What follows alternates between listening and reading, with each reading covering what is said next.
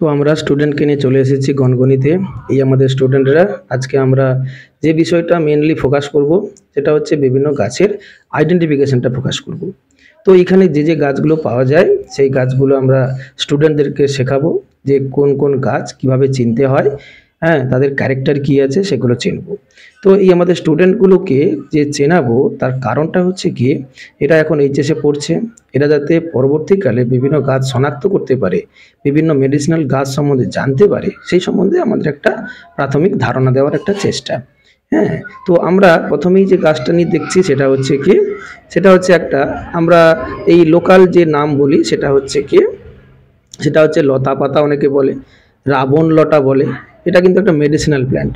প্রকৃতপক্ষে এটা কিন্তু আমাদের এইখানকার গাছ নয়, এটা হচ্ছে একটা ইনভেসিভ প্ল্যান্ট। এই তোমাদের একটা পাতা দেখাচ্ছি, হ্যাঁ, এই যে গাছটা রয়েছে এটা খুবই অ্যালার্জেটিক, হ্যাঁ, এটা খুবই অ্যালার্জি সৃষ্টি করে আমাদের সঙ্গে। এই গাছটার নাম হচ্ছে কি, সাইন্টিফিক নেম হচ্ছে মাইকেনিয়া মাইক্রান্থা। এটা কিন্তু একটা ইনভেসিভ প্ল্যান্ট। এবারে আমরা নেক্সট যে গাছটার পিছনে চলে যাচ্ছি, ভালো করে দেখো, লক্ষ্য করে গাছটা ভালো করে ছবি দেখো, পুষ্পবিন্যাসটা দেখো, এটাও একটা কম্পোজিটি, হ্যাঁ, বা অ্যাস্টারেসি গোত্রের গাছ। আগেরটাও কিন্তু অ্যাস্টারেসি গোত্রের গাছ ছিল। এই যে গাছটা, এটাও কিন্তু তীব্র অ্যালার্জি সৃষ্টি করে এদের পরাগরেণুগুলো। এটাও কিন্তু আমাদের গাছ নয়, এটাও এসেছে আমেরিকা থেকে। এই গাছটা আমাদের এখানে এসেছে আমেরিকা থেকে এসেছে। এবং এই যে গাছটা, এটাকে, হ্যাঁ, এই যে নাম একটা দেওয়া আছে, দেখো ভালো করে, একে ইউপ্যাটোরিয়াম ওডোরেটামও বলা হয়, কারণ এর পাতাগুলো দেখো বেশ গন্ধ আছে। হ্যাঁ, এটা কম্পোজিটিভ ফ্যামিলির গাছ, তবে ওই জন্যই নামটা দেওয়া হয়েছে। এদের পুষ্পবিন্যাস হচ্ছে কি ক্যাপিচুলাম পুষ্পবিন্যাস, ভালো করে লক্ষ্য করো, এটা দেখে বুঝতে পারবে তুমি। এটা কিন্তু আমেরিকা থেকে আমাদের এখানে ইনভেসিভ হিসাবে চলে এসেছে। এবং লক্ষ্য করো এটা স্মেল আছে, ঠিক আছে, ওই জন্য ওডোরেটাম বলা হয়। আমি বলেছি ইউপ্যাটোরিয়াম ওডোরেটামও বলা হয়। আরও একটা সিনোনিম আছে, ক্রোমোলিনা ওডোরেটা। ওডোরেটা নামটা এসেছে কেন না, এর হচ্ছে একটা বিশেষ স্মেল বা গন্ধ আছে বলে, সেই জন্য এটা এসেছে। এবারে আমরা নেক্সট একটা গাছের জন্য যাচ্ছি, শনাক্ত করাবো বাচ্চাদেরকে নিয়ে।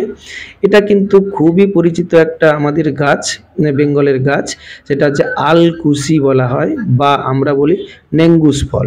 এটা হচ্ছে তেঁতুলের মতো দেখতে, কিন্তু যে যে গায়ে যে রোমগুলো আছে, ফলের রোমগুলো, এটা কিন্তু প্রচণ্ড চুলকায়।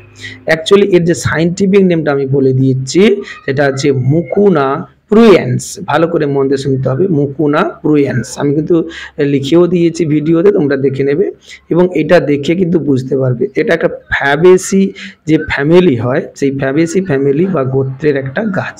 হ্যাঁ, সিম্ব গোত্রীয় একটা গাছ।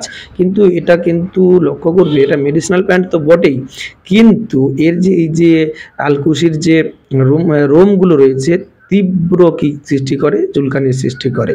তো আজকে আমরা 3টে গাছ সম্বন্ধে জানলাম, পরবর্তী পর্যায়ে আরও জানবো, ঠিক আছে, ওকে।